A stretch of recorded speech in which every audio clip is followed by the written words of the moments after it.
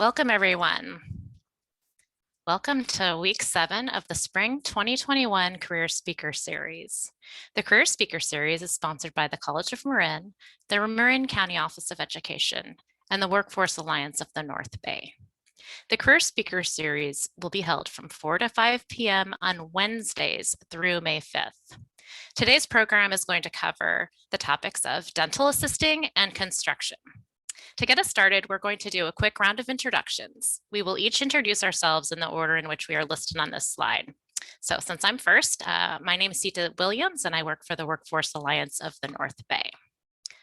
Now, Alex, it's your turn. Alex Jones, Program Coordinator, Career Services for College of Marin. Hello. Hi, everybody. My name is Shelly Smith, and I'm a full-time faculty teaching dental assisting at College of Marin. Hi, I'm JP Booty. I am the program coordinator of the North Bay Construction Corps Marin chapter, as well as a general contractor here in Marin. Welcome, everyone. Thank you for coming to speak for us today. We're really grateful for our presenters' time. So we're going to be recording this webinar.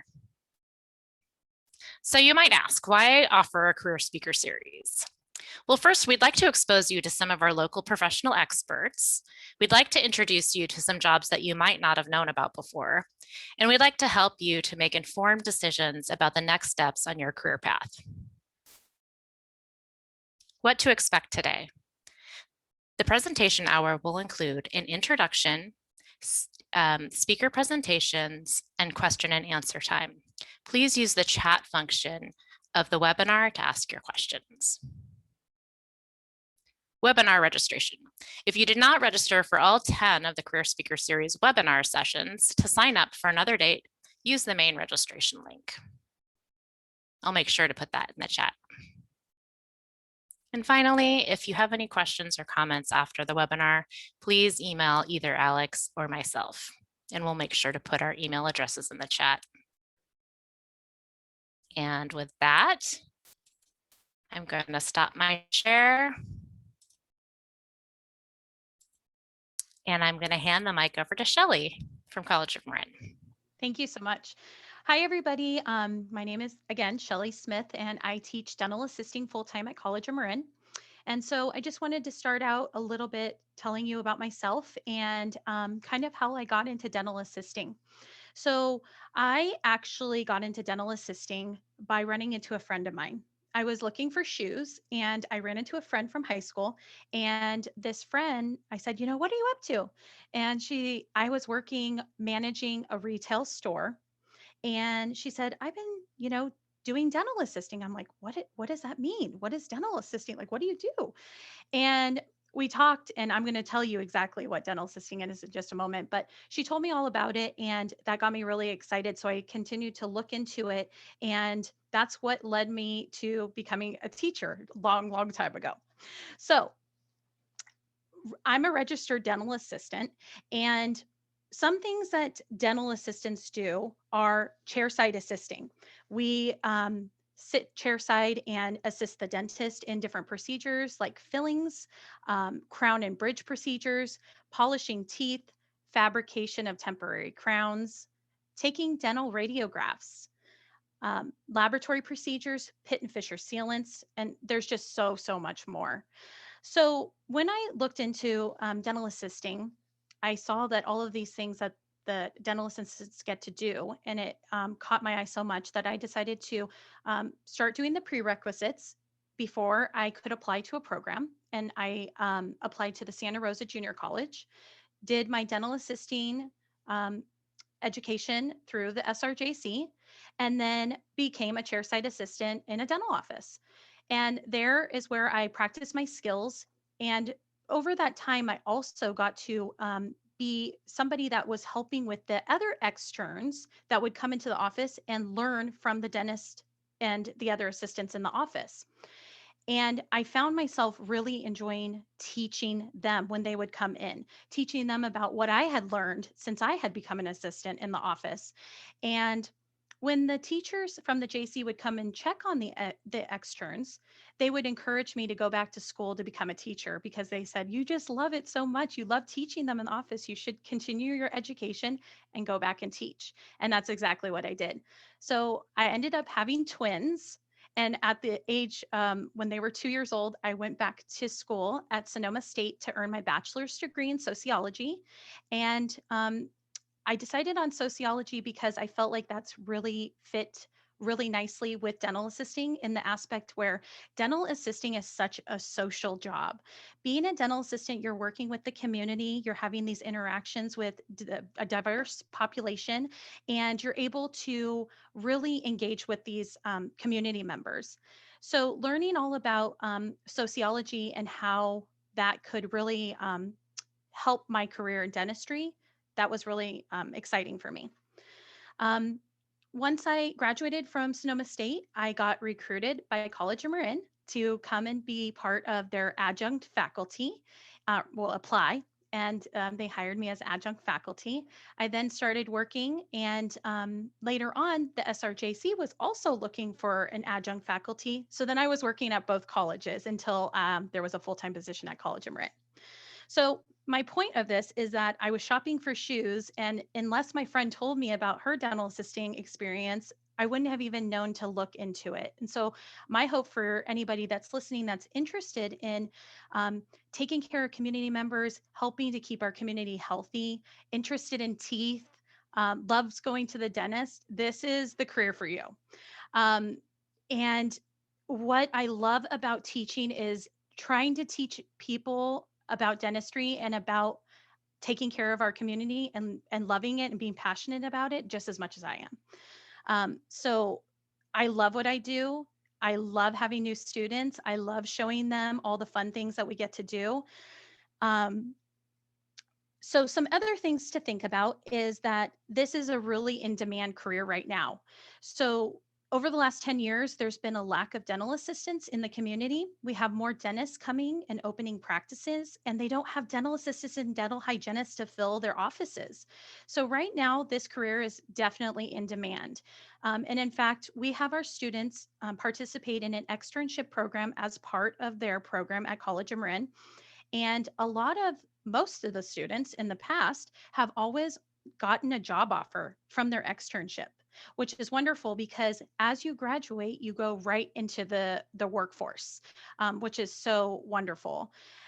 When you are graduating and enter the workforce, you will be a dental assistant until you apply to become a registered dental assistant through the state of California.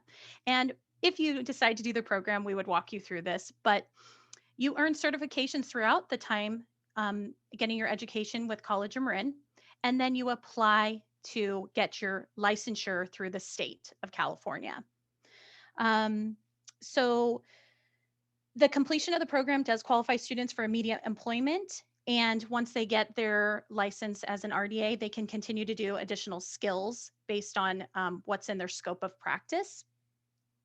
And College of Marin is also great because it does offer the associate's degree in, I'm sorry, an associate of science degree in registered dental assisting, which is great too. So if anybody's interested, we are part of the health science umbrella at the college. And in order to be able to look into dental assisting further, we have a really easy access website, which is hs.marin.edu.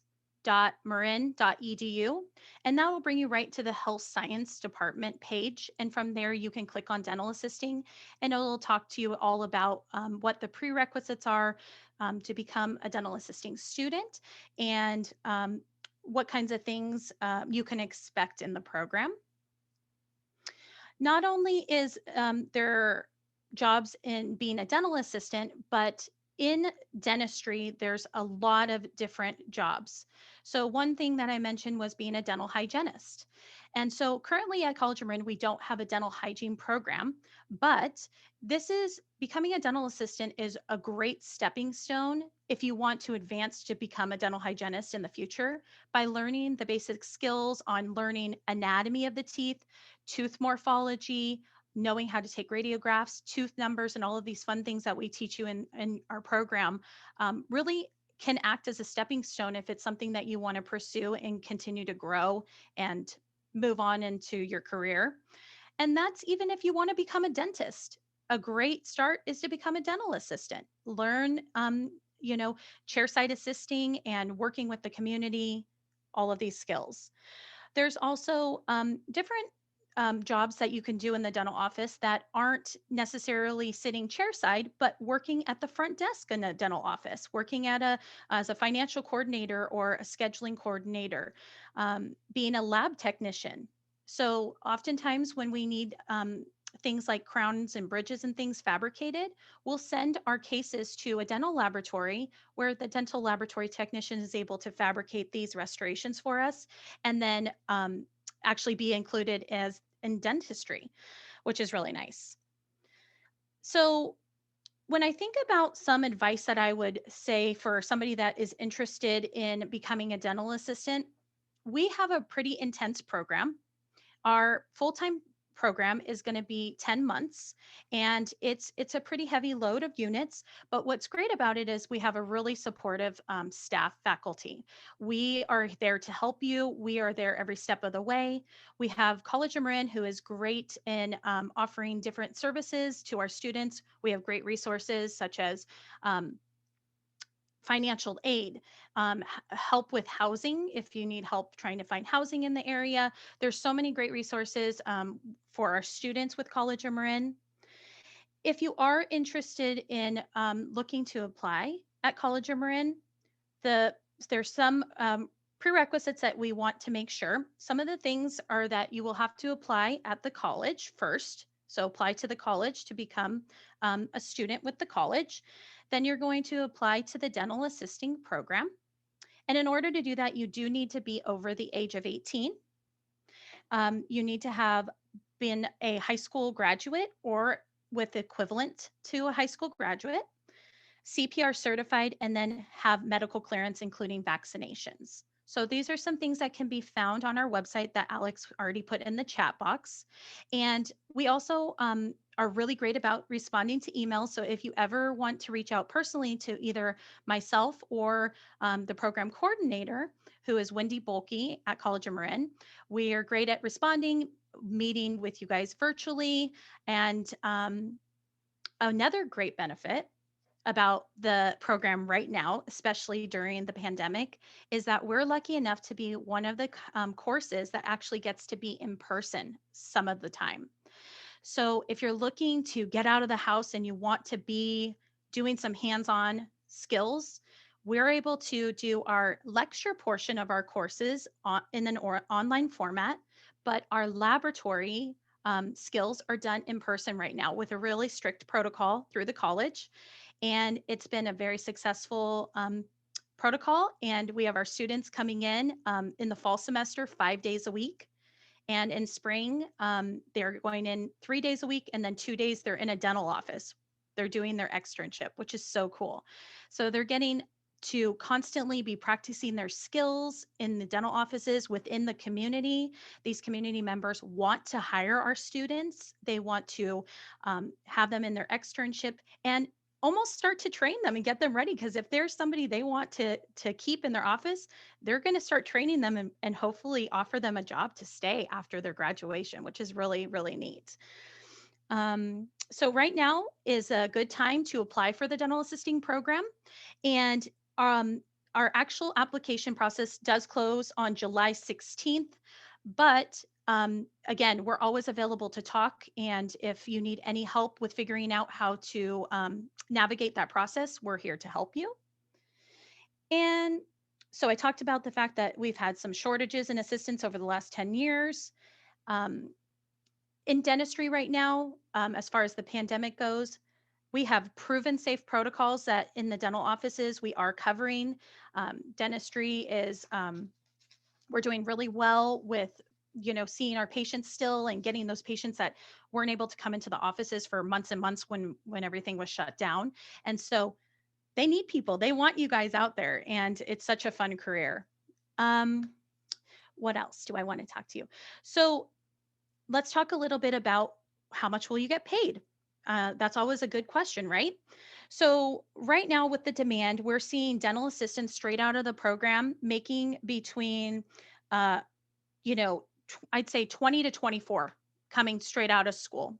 After you get your RDA license through the state of California, then you're going to get a pay increase. So that's definitely a benefit. Leaving out the door and making, I feel, a pretty reasonable for wage. Um, Upwards to $35 an hour with expanded function certifications, which again, additional training will be needed for these additional licenses. Um, but there's so much advancements and stepping stones in dentistry to grow, which is great. Yeah, do we want to just stop for a second, Alex? Maybe ask a couple questions or? For sure. Yeah, we can start with some questions. And if something comes to your mind, you Sure. want to add something later on, like definitely we can just go from there. And there's some questions in the box, so I'm just going to kind of, structure them in a certain way for us. So you mentioned dental hygienist. Can you discuss a little bit more? What's the difference between a dental assistant and dental hygienist? I get that Yeah. question often. Great question. Great question. So, a dental assistant is going to be working along chairside with a dentist, doing specific skills to assist the dentist in the procedures. And so, like I had mentioned before, this includes taking radiographs, talking about oral hygiene instruction with our patients, coronal polish. Um, Working, like I said, doing four-handed dentistry and assisting with crown and bridge procedures, things like that. A dental hygienist is going to be needing an additional year of school. So they go to a 2-year program and they're trained in learning how to specifically care for the patient's oral health, meaning when you see a dental hygienist, at your dental cleanings, they do an oral prophylaxis, which is when they remove all the calculus plaque from underneath the gums and supragingival, which means above the gum, and maintains your oral health. So your dental cleanings are done by the dental hygienist. They also take x-rays, screen patients for oral cancer, and they're the ones that you see for your dental cleanings. Thank you. Another question.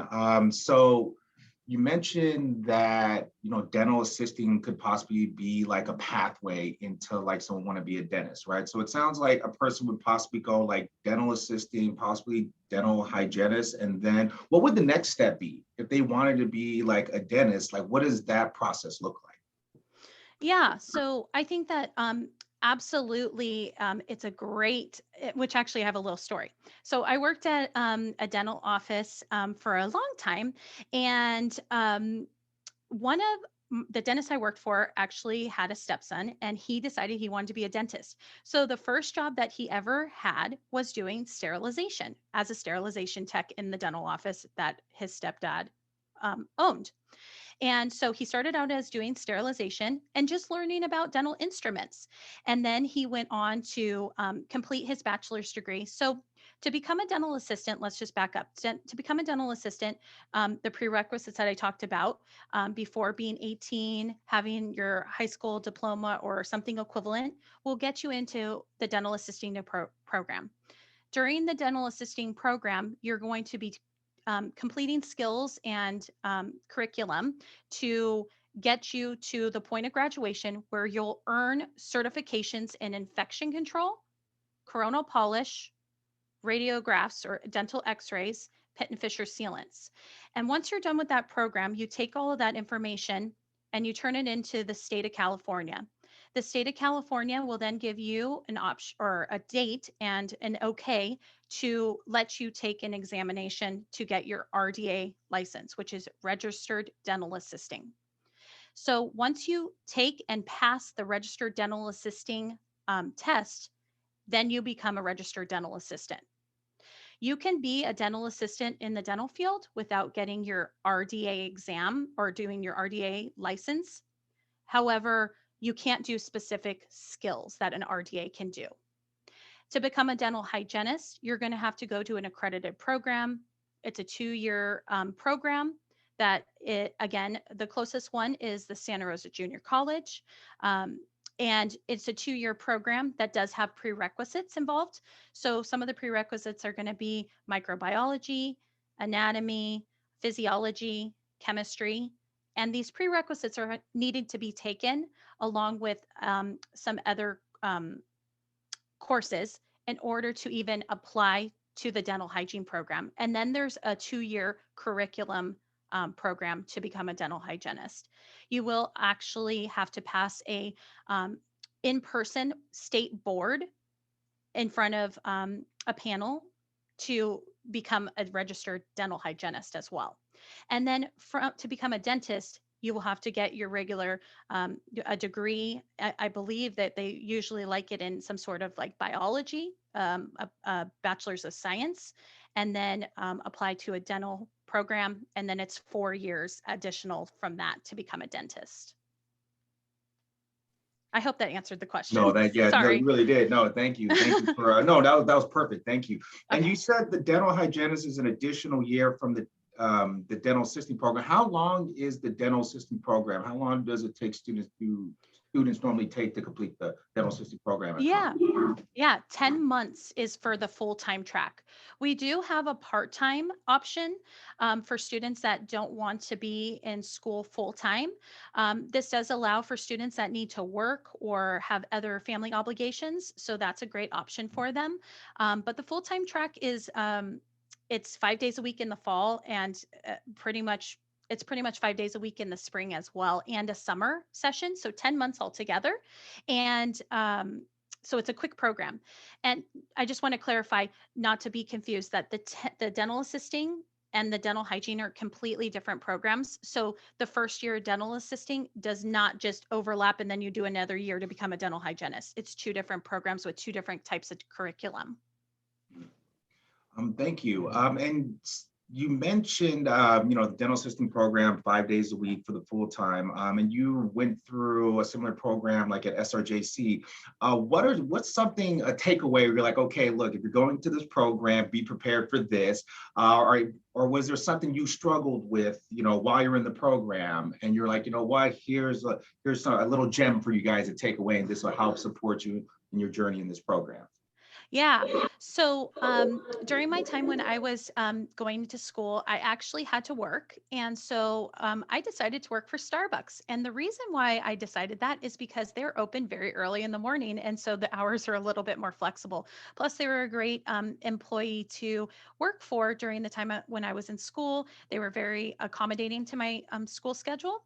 And so if you have to work, finding a job that maybe has some different kinds of hours like weekends and maybe nights or early mornings. And then really just really trying to keep up on, your schoolwork from week to week, obviously, is a big challenge. But it's a great benefit because in dental assisting, from day one, everything builds on each other. So we start out just basically, this is the tooth, this is what the outside of the layer of the tooth is. And then we start to learn more and more about the whole oral cavity and tooth numbers and everything. And so we start at the very basic about the surfaces of the tooth. And so just really trying to get those basic concepts in the beginning is really, really important because that's what really lays that foundation to build off of.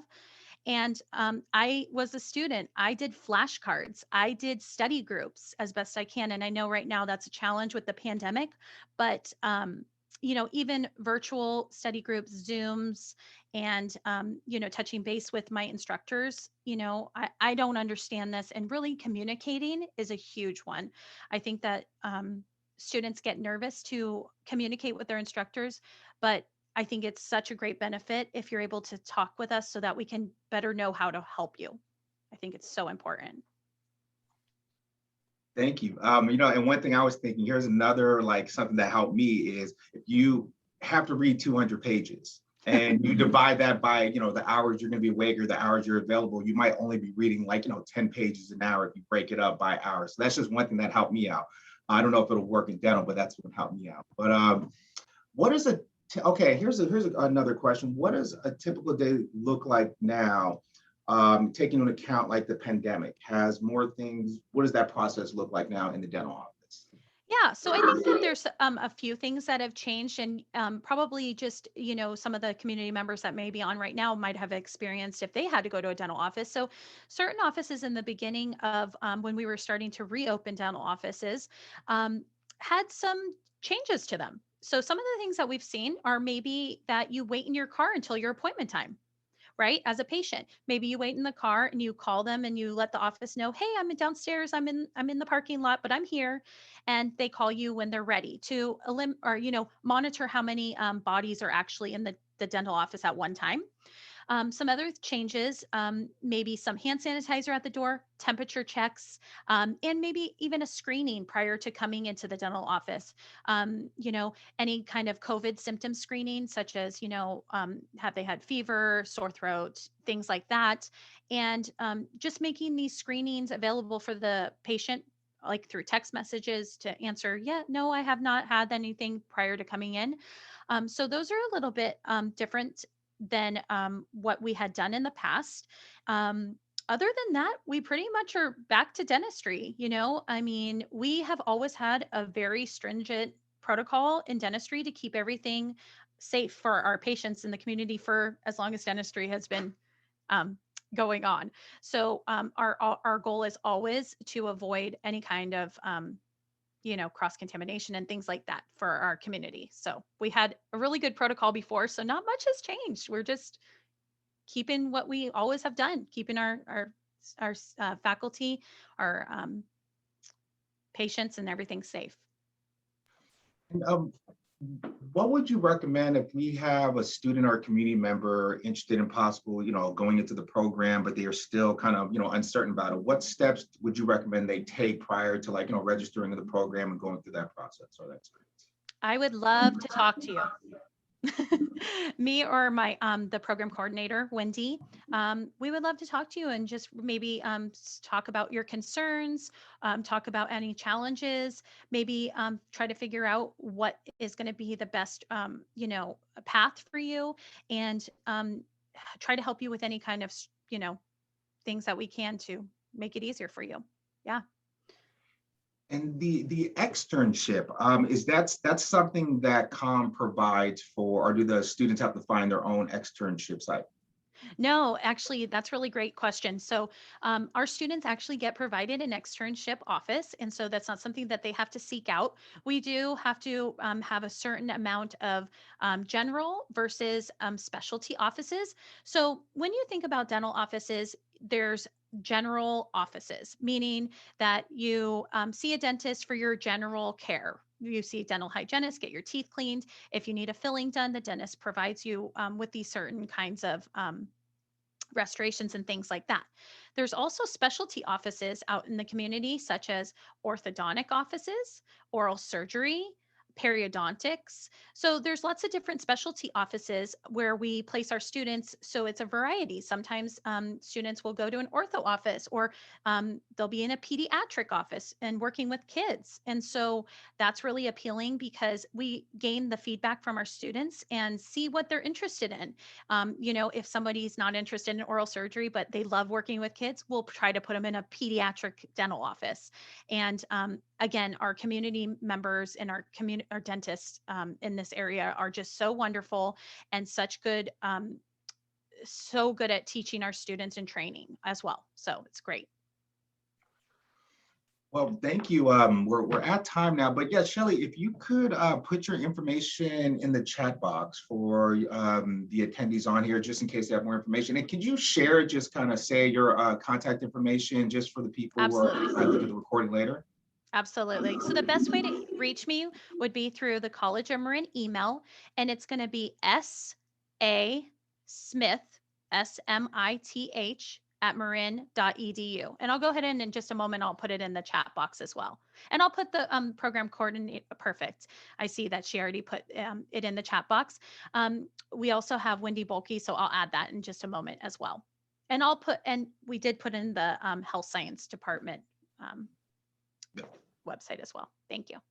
Well, thank you so much, Shelley. Appreciate a lot of great information. I thank you so much for taking time out of your day to talk with us and all the attendees on the call today. So thank you. Thank you so much. Yeah, thank you. And now we're going to transition to JP. And JP, I'll just let you take it over, sir. Start off how you want to start off. And yeah, it's your floor. Well, good afternoon, everybody. And thank you so much for having me here and for being here. My name is JP Booty. I'm here in two roles, both as the program coordinator for the North Bay Construction Corps Marin chapter, which is a industry-funded workforce development program, and also to share my career experience as a general contractor here in Marin. So I'll start with personal history, my personal history with construction. Ever since about the age I could walk, I've been obsessed with construction and anything related. You know, anytime there was road construction going on, I was plastered to the front window of my house, just watching it go on. And that's carried through my whole life. And when I was in high school, I found another workforce development program called ROP Construction Technology that's hosted at Redwood High School. And I took that program my junior year and just loved it, fell in love with it, went back senior year, took it again. And then when I graduated from high school, I wanted to go into the trades, and I started working for a contractor who was one of the instructors in that program. And I worked for him for about 6 years.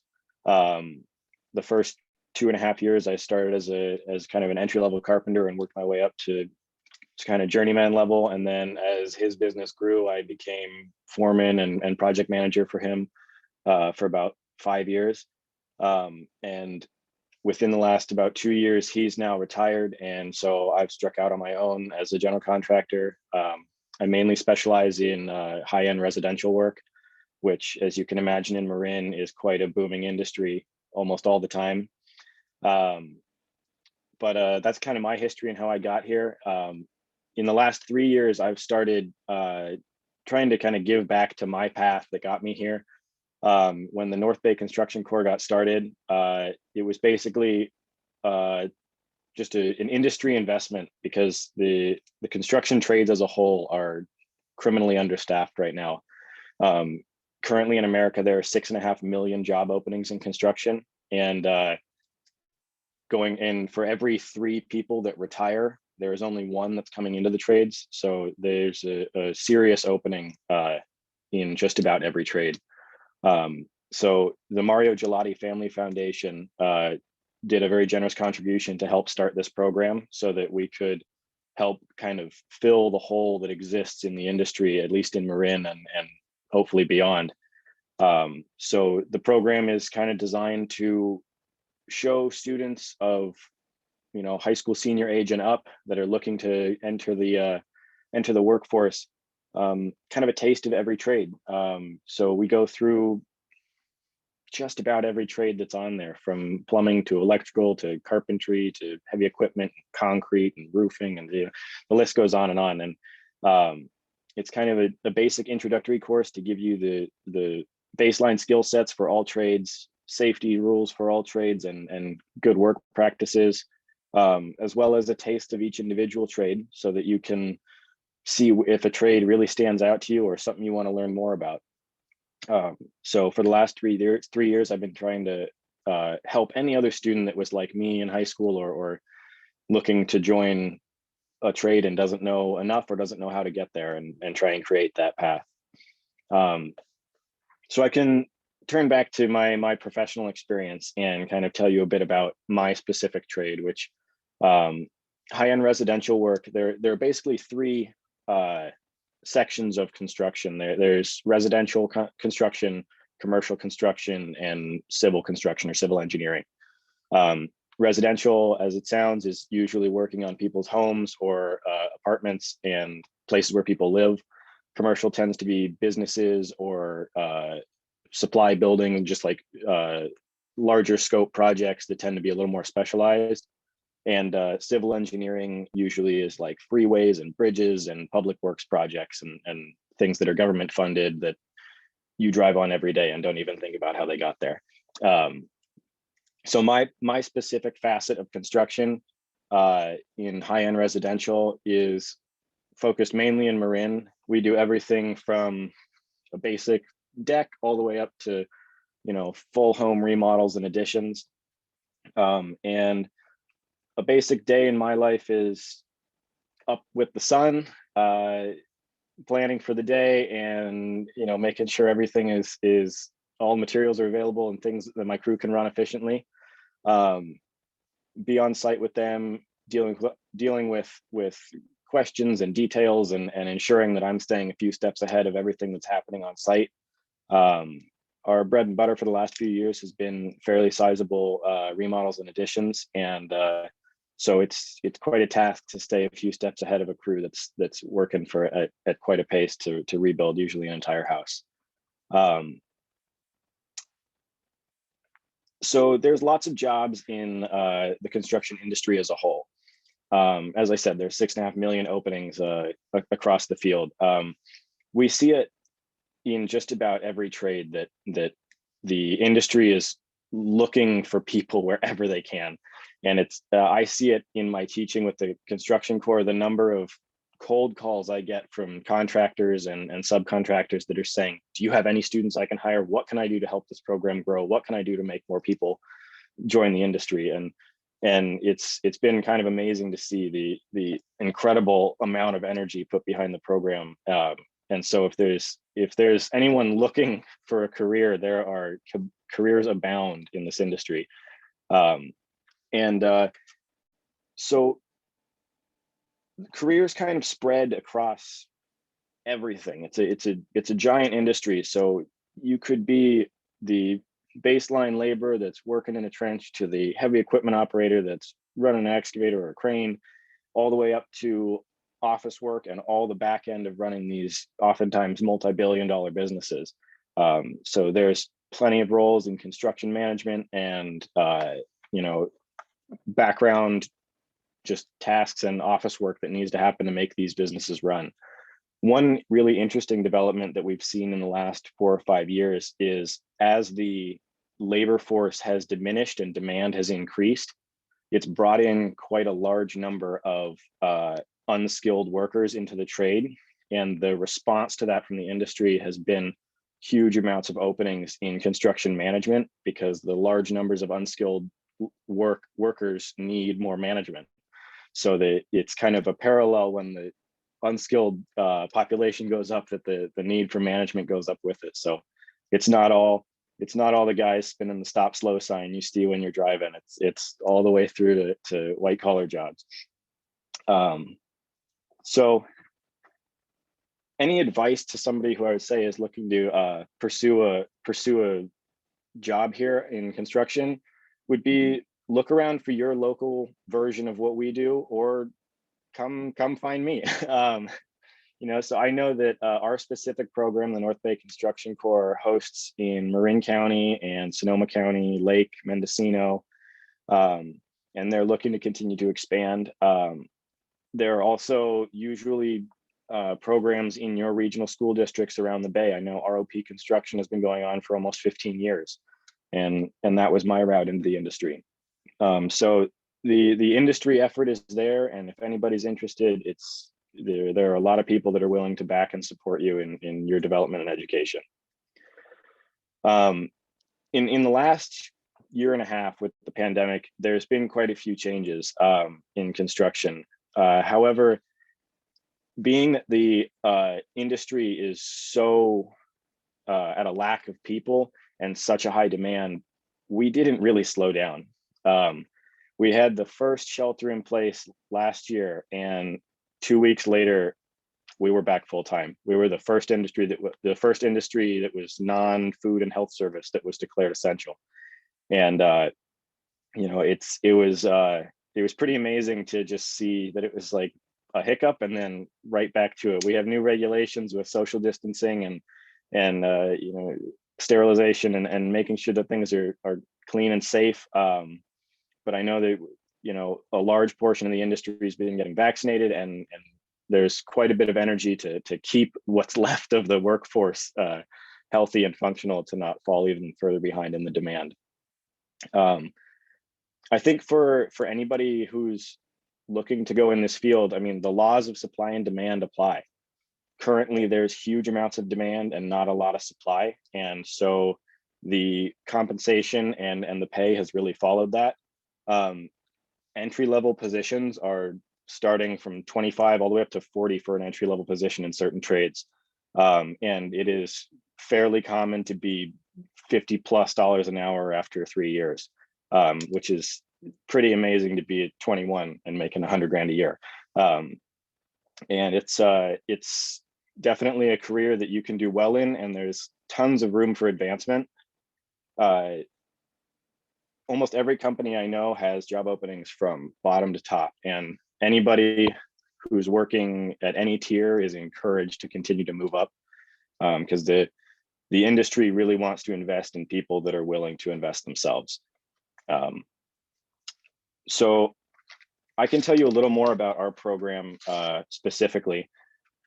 So the whole goal after exploring these, 24 or so individual trades is to make sure that students are job ready and have been given certifications that help move their resume to the top of the pile and make them as attractive to employers as possible. So our students graduate with CPR and first aid certifications. They graduate with OSHA certifications.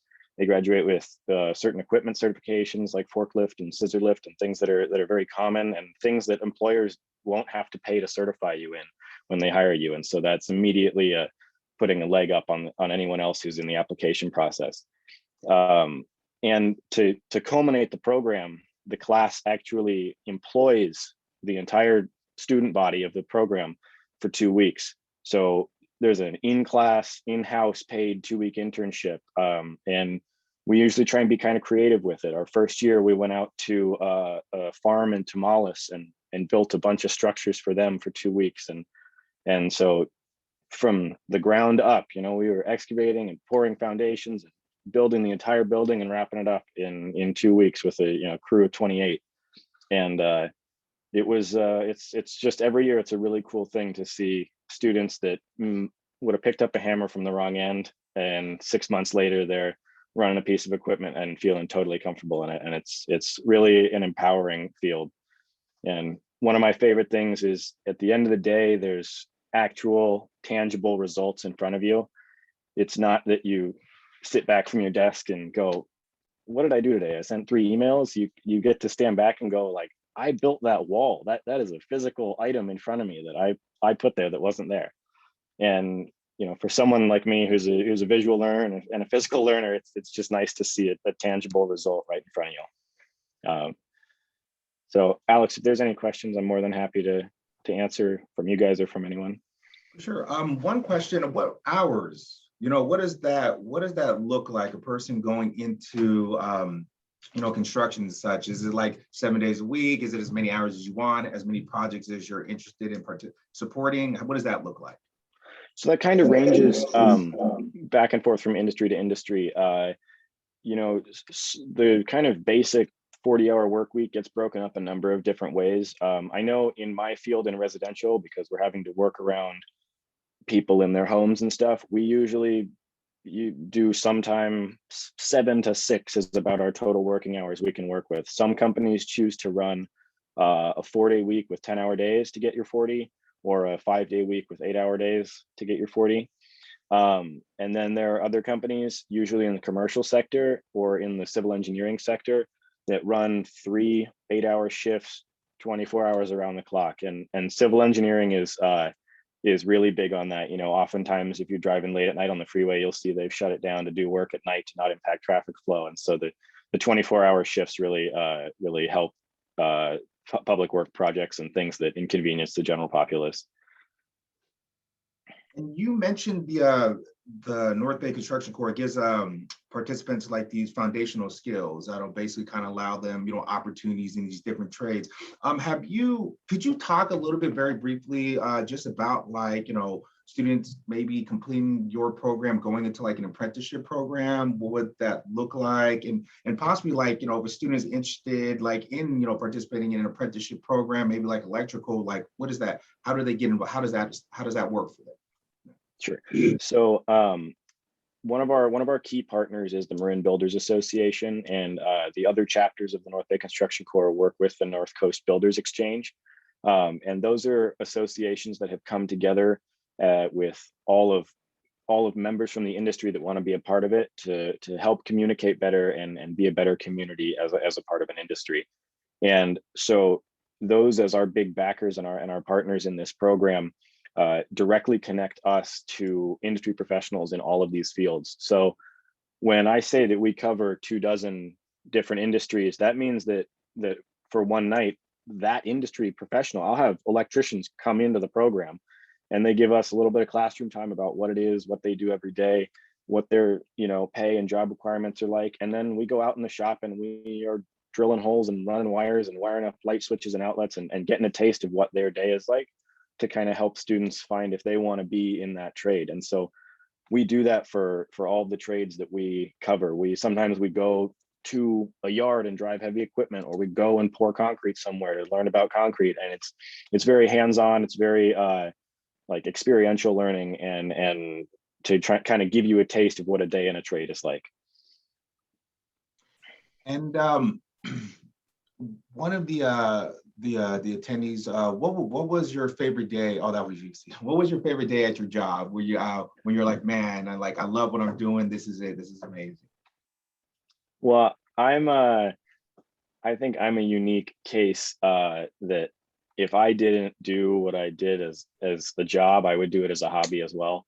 I've been passionate about it since I was about 4, and so I just really like being a part of any part of the process. But there are certain days that are a lot of fun. There are always those days that are a little tiring, a little wearing. But my specific facet of construction is I'm kind of a jack of all trades. We do just about everything.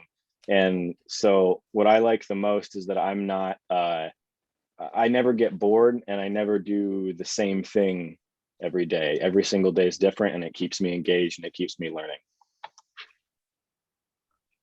And is there any advice you'd like to give to students that now that you went through it, you went through the ROP program, you're now running the MBCC, and you're looking back, you're like, man, had I known this might have expedited, sped up this process for me. Is there any gem like that you would like to share with anybody?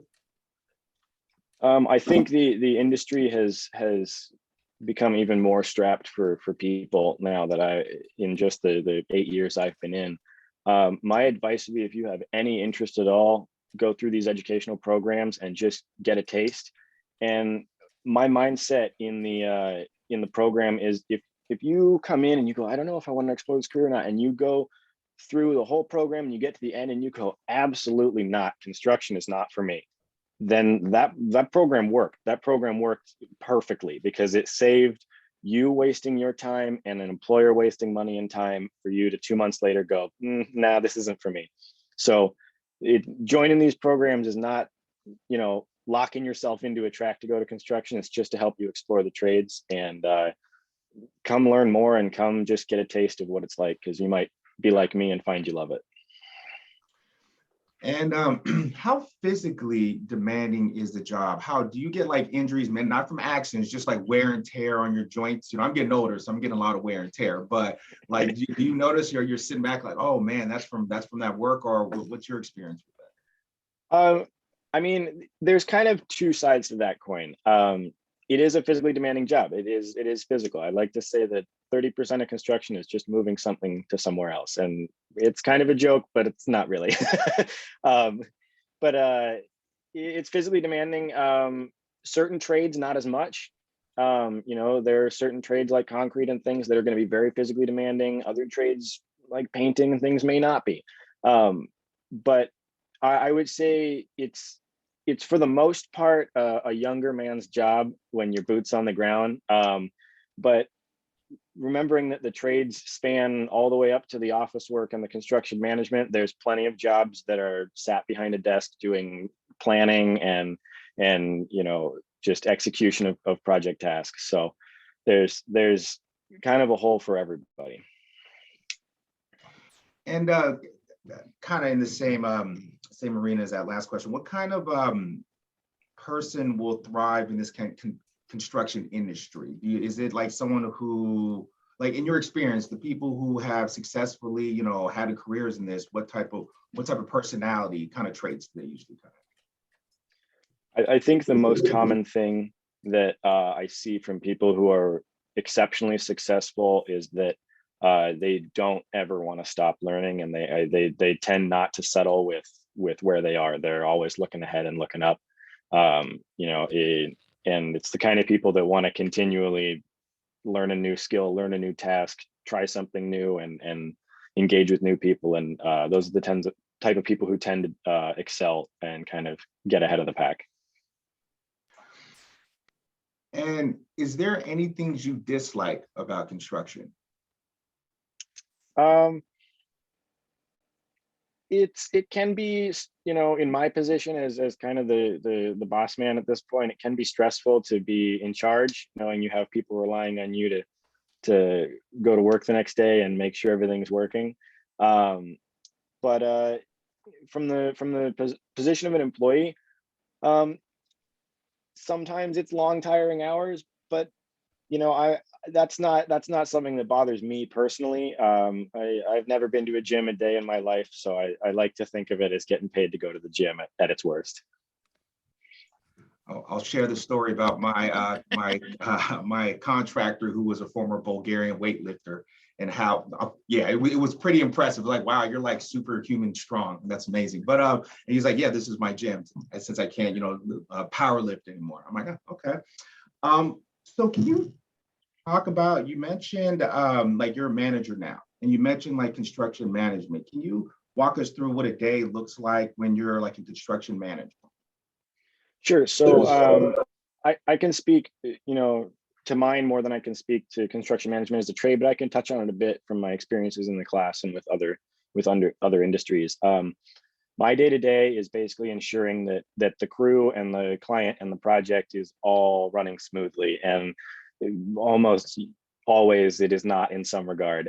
So it's mainly just ensuring that everything is operating at some sort of lead time. So if there's material that's needed, it's there before it's needed. If there's plan and scope changes and things that the client or engineers or architects need to be read in on or meet about, then we're all on the same page, and kind of juggling anything that might slow down work or prevent work from happening. Construction management as a whole is that, but as it gets into commercial and civil engineering, it starts to become a larger portion of the scope. Their management teams tend to be a lot bigger and tend to specialize people more because the project size and the project cost goes up. And so they'll do anything to stop that project from getting off schedule or getting behind.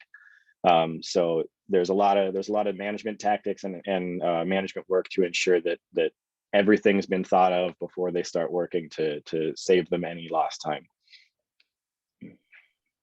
And how does a contractor become licensed? And what's the difference between licensed and unlicensed? So an unlicensed contractor actually doesn't really exist. So technically speaking, an unlicensed contractor, at least in the state of California, is referred to as a handyman. And the legal requirement for a project to classify as handyman project is entire project cost, both materials and labor, is under $500. And that's basically nothing with material costs and labor costs in Marin. To become licensed as a contractor, you have to take some licensing classes from the Contractor State License Board. They have a location in San Rafael, and then go and take a test and pass that test and get an insurance bond with the state, basically saying the state has certified you as a licensed contractor. And the participants from the North Bay Construction Corps, a lot of them, you've seen them transition right into work after completing your program? So pretty much everybody who is able to go to work and wants to go to work out of the Construction Corps gets placed. We have huge amounts of industry support and a lot of companies and employers that come to us throughout the year saying, hey, any resumes? And so we're constantly, sometimes even a few months after the program, finding people work when they've taken a break and an opportunity comes up and I go, oh, hey, I have a student who is looking to be an electrician and you need an electrician assistant, like bingo, here you go. So, you know, it's not that it's every June we place 30 people, but it's that we get resumes and we get people who are interested, and if there's an opening, we place them, and if there's not, then they go on our like waiting list of sorts of openings when they come up or when we get requests.